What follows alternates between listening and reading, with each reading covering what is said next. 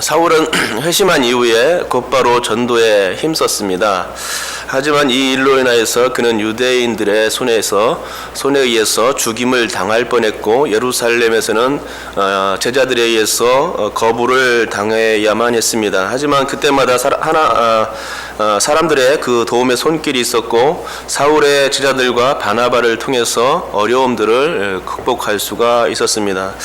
저는 이런 사람들의 도움이 결국은 하나님의 섭리 때문에 가능했다고 저번 시간에 설교드린 바 있습니다.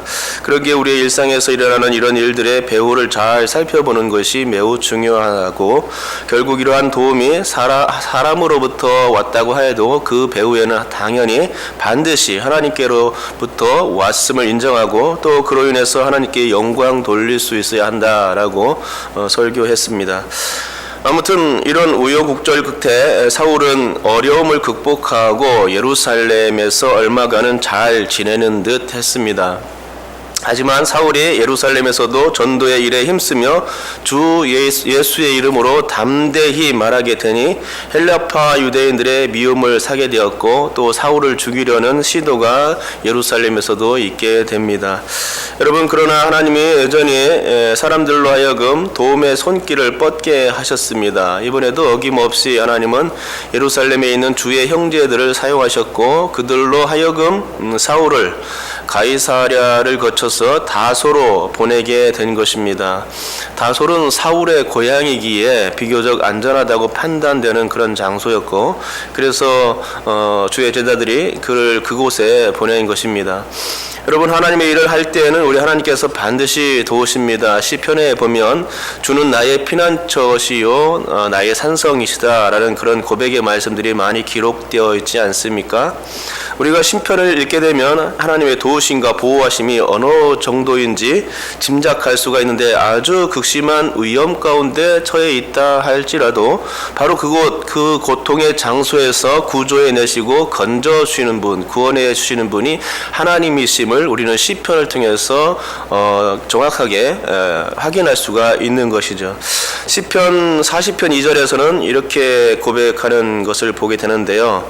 시인이 이렇게 고백합니다. 나를 기가 막힐 웅덩이와 수렁에서 끌어올리시고 내 발을 반석 위에 두사 내 걸음을 견고하게 하셨도다 라고 시편에서 고백하는 것을 보게 됩니다.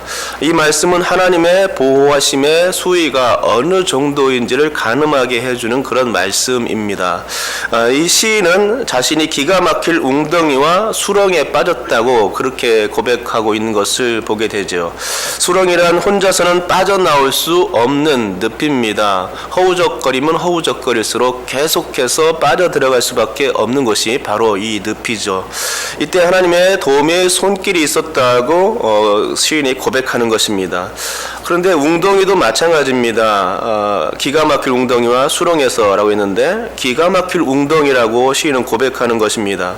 이 웅덩이는 조그만 웅덩이가 아닙니다. 사람을 충분히 빠뜨리기에 넉넉한 그런 웅덩이를 가리키는 것입니다. 원수들이 파놓은 그런 함정을 가리킨다고도 볼 수 있겠죠. 한번 들어가면 절대로 빠져나올 수 없는 그런 것이 바로 이 기가 막힐 웅덩이입니다. 하지만 하나님의 손길이 그 기가 막힐 웅덩이에 빠진 그 사람을 도우니 그 어느새 이 사람이 그 기가 막힐 웅덩이에서 빠져나올 수 있게 되었고, 또 저 요새와 같은 반석 위에 서 있더라는 것입니다.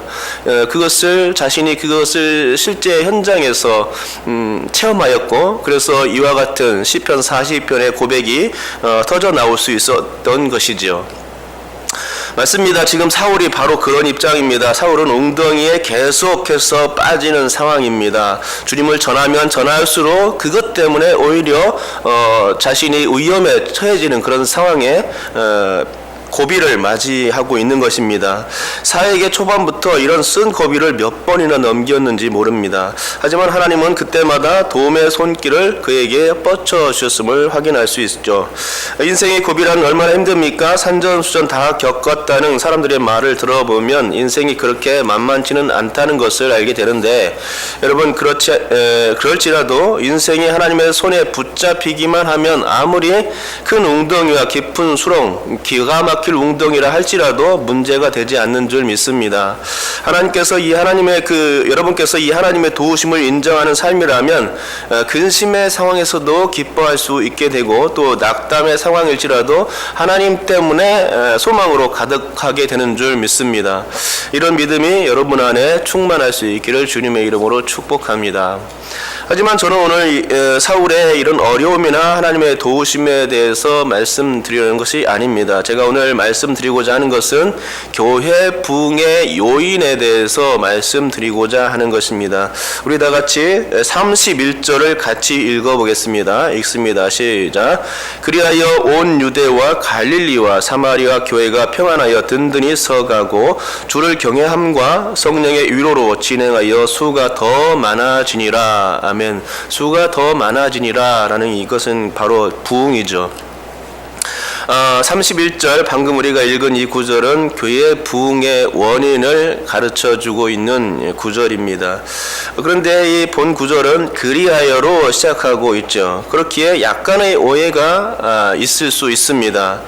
그 오해는 사울이 다소로 보내졌기 때문에 그 앞구절에서 사울이 다소로 보내졌다라는 내용이 있는데 그리하여라고 되어 있기 때문에 사울이 그러니까 다소로 보내졌기 때문에 고향인 그 다소로 보내졌기 때문에 그것 때문에 교회가 평안해지고 든든해졌다고 오해할 여지가 충분하다는 것입니다. 하지만 헬라어 원문에서는 그리하여 앞에 어떤 단어가 있느냐, 한편이라는 단어가 있습니다. 한편 그리하여라고 함으로써 한편이 이제 그 우리나라 말로서 번역할 때 생략된 것입니다. 한편이라는 이 말은 전환의 의미가 있는데 문맥적으로 볼 때 사울이 떠난 것과 아무런 상관이 없음을 이 한편이라는 말이 보여주는 것입니다.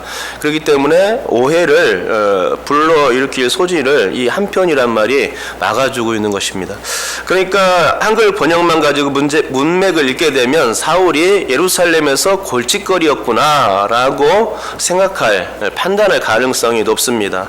하지만 사울은 골칫거리가 아니었죠. 오히려 그는 주의 일에 힘썼고 교회를 위해서 열심을 내었다는 것입니다. 전도에 힘썼던 것이죠. 그러므로 이 일은 결코 교회를 위해서는 골칫거리가 아니라 오히려 잘한 일이었습니다. 그러기에 이런 오해를 불식하기 위해서는 한편이라는 말이 그리하여 앞에 반드시 있음을 알아야 하고 문맥적으로 읽을 수 있어야 한다는 것입니다. 이렇게 읽게 되면 사울의 어떤 행동과 상관없이 그동안 예루살렘에서 있었던 흩어짐과 핍박 이후에 오히려 그런 핍박이 있을수록 더욱 교회는 평안하고 든든하여졌다라는 그런 고백과 증언이 가능하게 되는 것을 확인할 수가 있는 것입니다. 이것도 하나님의 역사죠. 이것도 하나님의 도우심의 손길입니다. 그런 의미에서 이 하나님의 섭리와 역사는 참으로 놀랍습니다. 하나님의 역사는 인간의 생각을 초월하십니다. 교회가 핍박으로 어려움을 당하고 또 성도들이 뿔뿔이 흩어지면 그때는 교회가 망하고 또 성도는 믿음을 잃어버려야 맞을 것 같은데 그렇지 않더라는 것입니다. 세상 사람들이 교회를 핍박하면 핍박할수록 고난을 당하면 당할수록 교회는 더욱더 왕성하고 부흥하게 되더라는 것입니다. 그런 걸 볼 때 저는 엎질러진 물을 생각하게 됩니다. 물이 만약 통 안에 담겨 있다면 여러분께서는 그 통의 물이 어떻게 보이십니까? 그 통 속에 물이 담겨 있기 때문에 굉장히 든든해 보이고 또 평안해 보이고 그런 모양을 띠지 않습니까? 외부에 충격이 없는 한 물통에 들어가 있는 그 물만 보았을 때는 아주 견고한 요새처럼 보여지는 게 물통에 든 물입니다.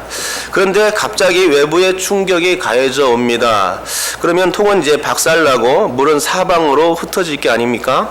그러면 이제 완전히 아수라장이 됩니다. 하지만 이렇게 생각하는 것은 사람들의 생각이죠.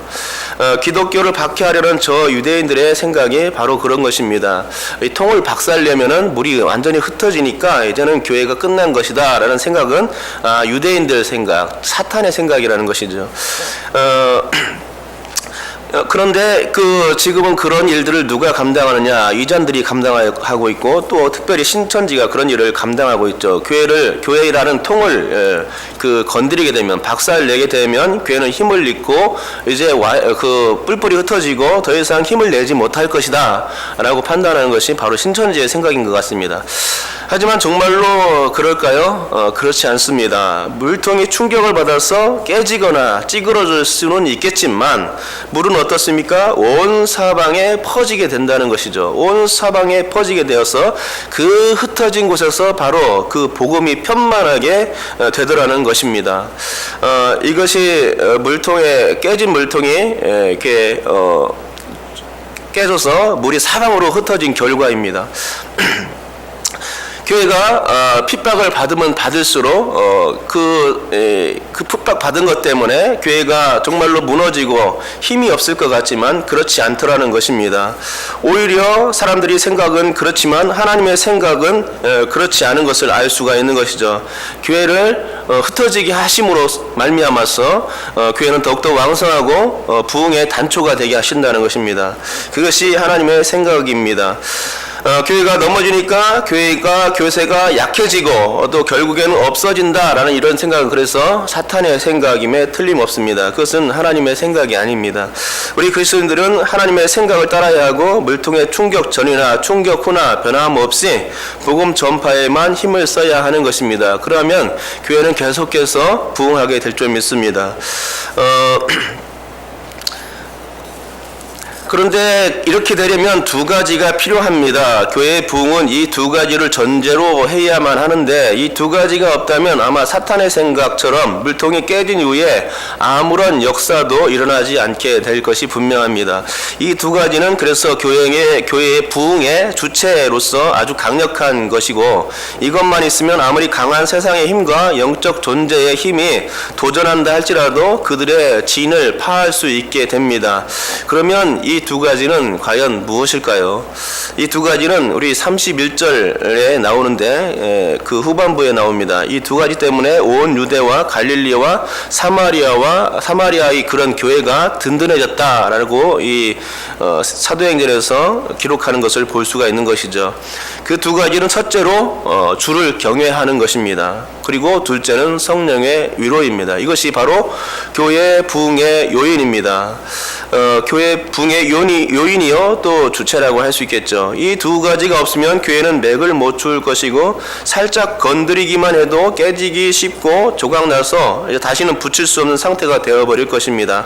하지만 이 두 가지가 있기 때문에 교회는 대단한 그런 충격이 가해져도 다시금 세워지고 또 다시금 일어서고 또 다시 부흥의 역사들이 써나가지는 것을 알게 됩니다.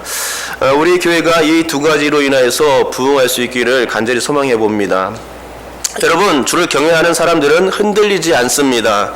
작은 충격이든 큰 충격이든 그것이 영향을 전혀 미치지 않는다는 것입니다. 어떤 고난이 와도 믿음을 가지고 주님을 경외하는 자, 하나님을 경외하는 자들은 그 경외하는 그 신앙에서 바로 든든함이 선다는 것이죠. 그러기에 충격이 전혀 문제가 되지 않습니다. 그런데 만약 여러분 가운데 쉽게 낙심하고 또 쉽게 근심하며 또 쉽게 염려에 빠지는 그런 사람들이 있다면 그런 사람들은 과연 주를 경외하는 사람들일까라고 한번 생각해 봐야 합니다. 제가 볼 때는 그런 사람들은 하나님을 경외하는 사람도 아닌 것 같습니다. 그런 사람들은 하나님을 신뢰하지 않는 사람인 것 같습니다. 만약 그런 사람들이 하나님을 신뢰하는 것이라면 쉽게라는 말을 전혀 그 사람 앞에 붙일 수가 없다는 것이죠. 쉽게라는 수식어를 그 사람 앞에 붙이면 안 되는 것입니다. 어떻게 쉽게 근심하고 쉽게 염려하고 쉽게 쓰러질 수가 있습니까? 쉽게 낙심할 수가 없는 것입니다. 하나님을 경외하고 하나님을 온전히 신뢰한 그 사람은 항상 든든하고 평안할 수밖에 없는 것이죠. 그래서 쉽게라는 말을 그래서 붙일 수가 없습니다. 능력의 하나님, 전지전능의 하나님, 우리 편이 되어주시는 하나님, 나와 함께 하시는 하나님이 계신데 어떻게 과연 그 사람이 낙심하고 어떻게 그 사람이 쉽게 염려할 수 있을까요? 그럴 수 없다는 것이죠. 것이죠. 주를 경외하는 사람은 그래서 하나님을 철저히 신뢰하는 그런 사람입니다. 그래서 아무리 큰 어려움이 와도 오뚜기처럼 다시금 일어나는 사람인 것이죠. 여러분께서 주를 경외하는 믿음으로 설 수 있기를 주님의 이름으로 축복합니다. 그러면 아무리 큰 어려움이 와도 다시금 일어서고 또 든든하게 서 있는 것을 보게 될 줄 믿습니다. 교회 부흥의 요인 두 번째는 성령의 위로입니다. 성령께서 계속해서 교회와 함께 하시는 것입니다. 성령은 바로 교회의 편입니다. 또 성도 편이죠. 바로 우리들 한 사람 한 사람의 편인 것입니다. 어려움을 당하는 성도들을 끊임없이 위로해 주시는 분이 성령이시고 그들을 도우시는 분이 바로 성령이십니다. 이런 성령 하나님의 역사가 끊어지지 않는 이상은 교회는 결코 무너지지 않고 무너뜨려질 수가 없습니다. 성령께서 역사하시는 한 성도들은 견고히 설 수 있고 더욱 담대히 주의 복음을 전파하는 군사가 될 수 있다는 것이죠. 그리하여 교회는 더욱더 큰 부흥을 이룰 수 있는 것입니다. 실제로 당시에 유대인들이 기독교인들을 상당히 핍박하던 시대였습니다. 하지만 성령의 위로가 있었기 때문에 교회의 부흥이 가능했는데 그 이유는 성령께서 교회를 핍박하는 유대인들을 다른 곳으로 눈을 돌리게 했기 때문입니다. 사울이 이렇게 핍박을 받고 주님을 전할 때 어떤 일이 있었느냐? 당시 황제는 칼리굴라라는 황제였었는데 이 칼리굴라는 예루살렘 성전에 자신의 신상을 세우려고 했던 것입니다. 우상을 세우려고 했던 것이죠.